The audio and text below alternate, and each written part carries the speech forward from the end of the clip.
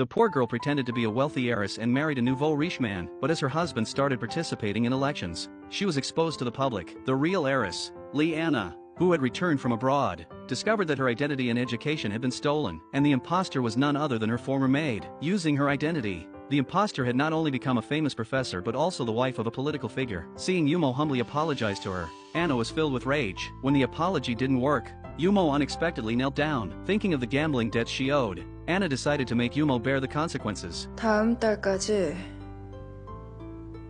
30억. 그렇게 비싼지 몰랐지. 학위라는 게 그래. 비싸.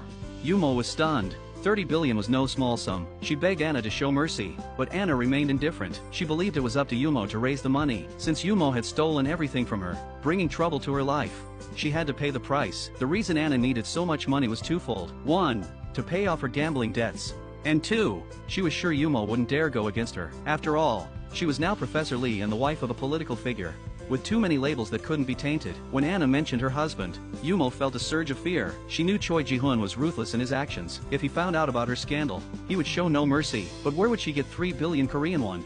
Under Anna's threat, Yumo's heart was filled with hatred and panic. Just as she was trying to figure out a way to deal with the situation, the security downstairs came to inform her that Choi Ji-hoon had fallen asleep in the parking lot. Yumo hurried to check, but when she opened the car door, she found a strange woman sitting inside. Her heart sank, and she immediately guessed their relationship. However, she didn't cause a scene. Instead, she calmly called the police. 네, 112입니다. 네, 수고하십니다. 음주운전 신고하려고요. The next day, Yumo deliberately brought up the police checking for drunk driving, but Choi Ji-hoon quickly changed the subject. He even suggested establishing a scholarship foundation in Yumo's name, with her as the chairperson, but Yumo refused, as she was anxious about being blackmailed by Anna and didn't want to be in the spotlight anymore. Choi Ji-hoon insisted. 이 나라는 약자한테는 매정하고 기득권한테는 인정이 넘친다고. 선거 쉽게 보지 마란 말이야.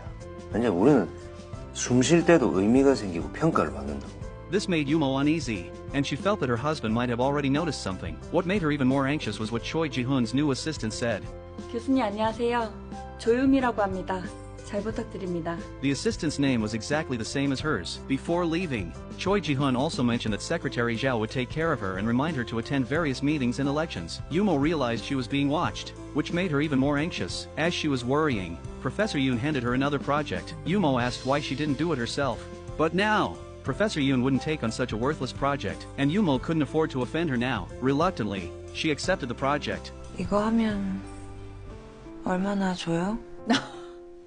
아, 알면서 이걸 무슨 돈을 벌어. 자기는 막 돈 아쉽고